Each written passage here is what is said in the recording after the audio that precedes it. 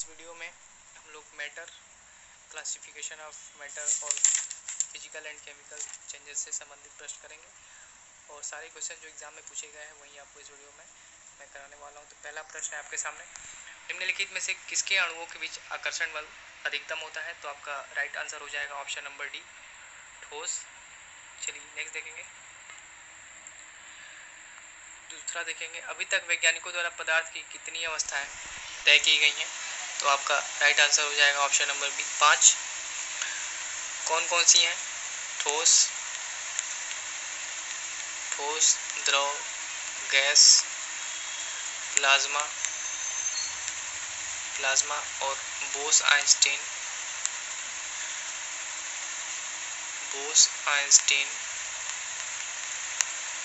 कंडेंसेंट।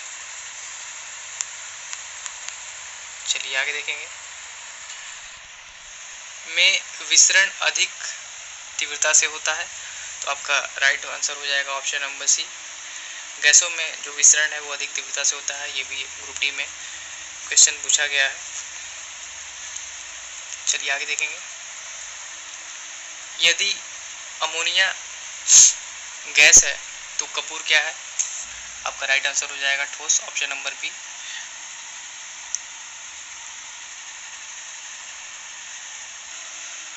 आगे देखेंगे, एक शुद्ध पदार्थ है तो आपका राइट आंसर हो जाएगा ऑप्शन नंबर बी, मीथेन। ये भी ग्रुप डी में क्वेश्चन पूछा गया है। मीथेन शुद्ध पदार्थ है। ये पृथ्वी की सतह के नीचे पेट्रोलियम पदार्थों के साथ प्राकृतिक गैस के रूप में पाई जाती है। यह दलदली भूमि में भी पाई जाती है, इसलिए इसे मार्स गैस भी कहते हैं। इस चीज को ध्यान रखेंगे, मार्स गैस भी कहते हैं। चलिए आगे देखेंगे। मिश्रण प्राकृतिक में हो सकता है तो आपका राइट आंसर हो जाएगा समांगी और विसमांगी दोनों। समांगी मिश्रण क्या होते हैं? समांगी मिश्रण, समांगी जैसे हो गया नमक और जल का मिश्रण, नमक और जल का मिश्रण हो गया, चीनी और जल का मिश्रण हो गया। ये आपके किस में आते हैं? समांगी में। विसमांगी की बात करें, विसमांगी की, तो विसमांगी में जैसे मिट्टी और तेल, रेत का मिश्रण, मिट्टी और रेत का मिश्रण, ये किस में आता है? विसमांगी में। तेल और जल का मिश्रण, ये भी किस में आता है? विसमांगी में। चलिए आगे देखेंगे। जब दो तरल पदार्थ एक दूसरे में नहीं घुलते हैं और सॉल्यूशन नहीं बनाते हैं तो उसे क्या कहते हैं? आपका राइट आंसर हो जाएगा ऑप्शन नंबर सी, उसे अमिश्रणीय बोलते हैं, यानी कि इमिसिबल। चलिए आगे देखेंगे। क्या पूछा गया है? एक यौगिक नहीं है, तो आपका राइट आंसर हो जाएगा ऑप्शन नंबर ए, लेड एक यौगिक नहीं है। ये भी एक ग्रुप डी में पूछा गया है। दो या दो से अधिक तत्व जब एक निश्चित अनुपात में रासायनिक बंध द्वारा जुड़कर जो पदार्थ बनाते हैं उसे रासायनिक यौगिक कहते हैं। जैसे चाक हो गया,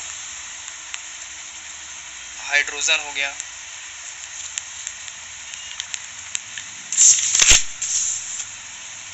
सल्फाइड हो गया, सल्फर हाइड्रोक्साइड हो गया, और लेड क्या है? पीबी, एक धातु है। चलिए आगे देखेंगे। आगे क्या पूछा गया? निम्नलिखित में से कौन सा भौतिक परिवर्तन नहीं है?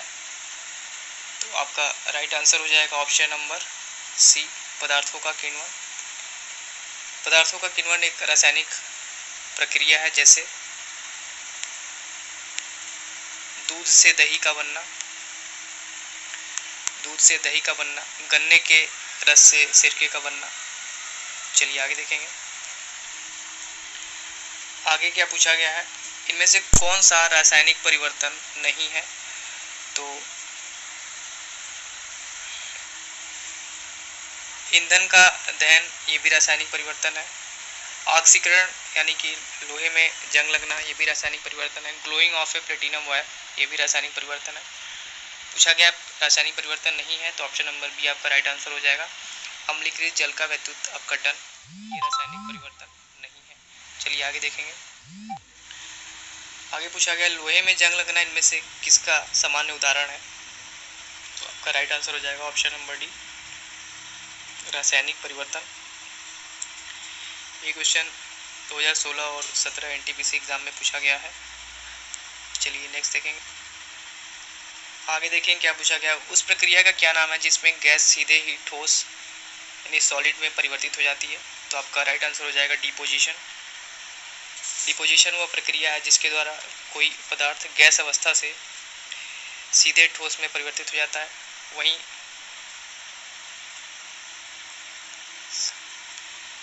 कंडेंसेशन की बात करें यानी संघनन की बात करें तो इसमें क्या होता है, इसमें कोई भी पदार्थ वाष्प यानी भाप से तरल अवस्था में परिवर्तित होता है। सब्लिमेशन यानी ऊर्ध्वपातन की बात करें तो इसमें क्या होता है कि कोई भी पदार्थ ठोस अवस्था से सीधे गैस अवस्था में परिवर्तित होता है। इवेपोरेशन यानी कि वाष्पीकरण की बात की जाए तो इसमें कोई पदार्थ तरल यानी कि द्रव अवस्था से वाष्प अवस्था में परिवर्तित होता है। चलिए आगे देखेंगे। आगे क्या पूछा गया है। हवा एक है तो हवा क्या है, दोनों तत्वों और यौगिकों का मिश्रण, ऑप्शन नंबर डी आपका राइट आंसर हो जाएगा। वायु पृथ्वी के वायुमंडल में शामिल